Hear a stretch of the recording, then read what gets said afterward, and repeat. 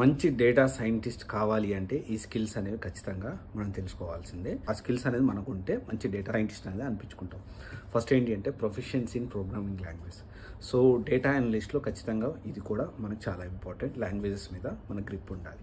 దాంతోపాటు statistical analytics and mathematics మీద కూడా మంచి గ్రిప్ అనేది ఉండాలి. ఎందుకంటే డేటా సెగ్రిగేట్ చేయడం, ఎవాల్యుయేట్ చేయడం అండ్ దీనికి సంబంధించిన డేటా విజువలైజేషన్ చేయడం. డేటా విజువలైజేషన్ కూడా one of the good skill మనకు ఉండాల్సింది.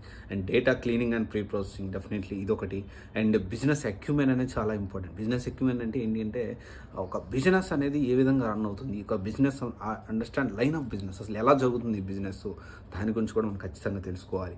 And problem solving and critical thinking not only మంచి డేటా సైంటిస్ట్ అవ్వాలంటే కాదు, మంచి డెవలపర్ కావాలంటే ఇది ఖచ్చితంగా ఉండాలి. అండ్ తర్వాత కంటిన్యూస్ లెర్నింగ్ అండ్ అడాప్టబిలిటీ ఇది కంపల్సరీ ఉండాలి.